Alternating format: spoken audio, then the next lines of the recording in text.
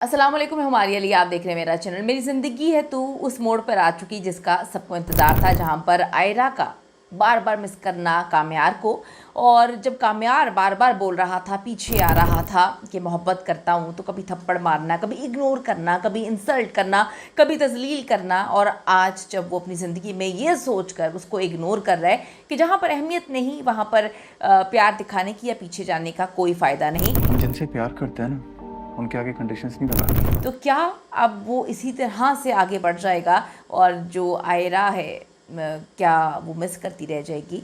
आगे क्या होने जा रहा है आज की वीडियो में आपको बताएंगे। रिक्वेस्ट है चैनल को सब्सक्राइब करें, वीडियो को आखिर तक ज़रूर देखिएगा। सबसे ज़्यादा जो 11th एपिसोड का मज़ेदार सीन है वो है आयरा का कामयार को मिस करना और उसका बार बार निगलेक्ट होना, नज़रअंदाज करना।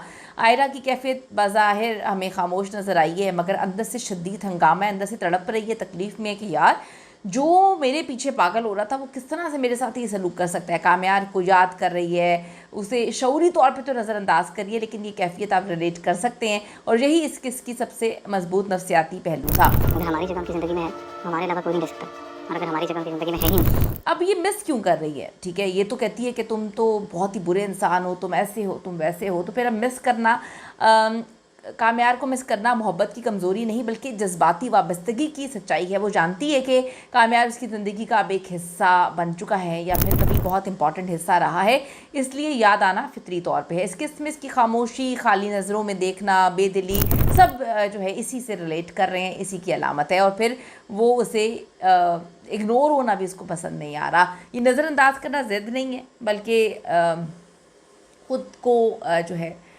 सेल्फ़ डिफेंस के लिए भी आप ये करते हैं, और ये एक ऐसा अमल है कि जब आप बार बार कहीं से टूटते हैं तो ये दिखाया है यहाँ पे कि मर्द की तकलीफ़, मर्द को भी तकलीफ़ होती है, वो भी टूटता हुआ महसूस करता है, वो बार बार पीछे जा रहा है, तो उसको भी अब तकलीफ़ हो रही थी। जब कोई कांटेक्ट टूट जाए ना कामयाब तो वापस नहीं जुड़ता। अब यहाँ पर बात ये समझ आ चुकी है आयना को कि हर एहसास को मान लेना ख़ुद को तोड़ने के जो है मुतरादिफ नहीं होता। लिहाजा अब वो तकलीफ़ में है लेकिन वो बोल नहीं सकती है, ख़ुद को मज़ीद जज्बाती नुकसान से बचाती हुई भी नज़र आ रही है, अपने वक़ार और खुदारी को भी तरजीह दे रही है। ये चीज़ शायद इसके किरदार को पहले दिन से मजबूत बनाती है। आप ज़रूर कमेंट सेक्शन में जाके बताइएगा कि आपको क्या लगता है कि ये जो अब टूट रही है, ये अंदर से उसको महसूस कर रही है या उसको मिस कर रही है, तो क्या ये ख़ुद से जाकर अपनी गलती या फिर अपनी मोहब्बत का इकरार करेगी या नहीं, ज़रूर बताइएगा।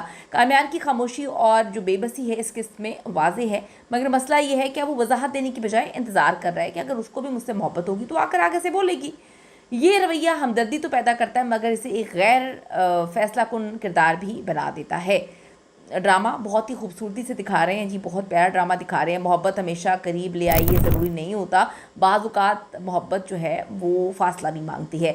अलबत्ता जो हिदायतकारी में हम देखें कि हमें बेसब्री जो है वो नहीं दिखाई गई, सब चीज़ें बड़े आराम से टाइमली दिखाने की कोशिश कर रहे हैं। किस्त 11th में जो कामयार को मिस करना जो है वो बहुत ज़्यादा जो है वो रिलेट करता है लोगों की आम ज़िंदगी से भी, कि जब आप किसी से मोहब्बत करते हैं और फिर आपके बीच में कोई प्रॉब्लम आ जाती है तो आप मिस कर रहे होते हैं लेकिन आप कह नहीं पा रहे होते।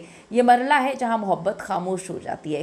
किस्त 11th में कहानी जज्बाती मोड़ में दाखिल हो चुकी है। इस किस्त का जो बुनियादी महवर है वो किरदारों के अंदर जो इनर कॉन्फ्लिक्ट है और उनके फ़ैसलों के नताइज में जो पहले फ़ैसले ले चुके हैं अब वो सोच रहे हैं, ये नज़र आ रहा है यहाँ पर जी। अगर इसके हम मनफी पहलू पर बात करें तो कहानी की रफ्तार कुछ मनासिर में ज़रा सुस्त हमें महसूस हुई और एक ही जज्बाती कैफियत को थोड़ा सा बार बार रिपीट किया गया है।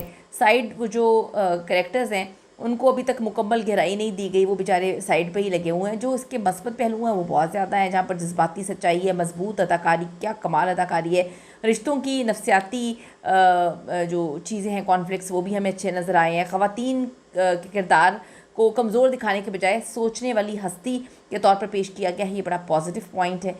लोगों को ये सोचने की ज़रूरत है। अगर मैं अपनी राय दूँ तो जो 11वीं किस्त है वो जो है जज्बाती लिहाज से, नफ्सियाती लिहाज से तो काफ़ी मजबूत हमें नज़र आई है। ये किस कहानी को आगे बढ़ाने में और किरदारों को ज़्यादा जो आप इसको एलेबोरेट करते हैं उसके लिए काफ़ी बेहतर है। आने वाली किस्त में भी रफ्तार जो है वो इसी तरह रही तो आपको ड्रामा एंजॉय करने में बहुत ज़्यादा मतलब एंजॉय करेंगे, मज़ा भी आ रहा है आपको, जो है वो समझ भी आ रही है कि हर चीज़ इतनी आसान नहीं होती है। अपनी कीमती राय ज़रूर दीजिएगा कि आपको उस ड्रामे में अदाकारी के अलावा क्या सबसे अच्छा लग रहा है, क्योंकि ये स्टोरी तो थोड़ी सी नॉर्मल ही है, आम है, लेकिन इसको देखने वाले लोग जो हैं वो बहुत ज़्यादा पसंद करें। तो आपको क्या चीज़ पसंद आ रही है ज़रूर बताइएगा। See you in the next video.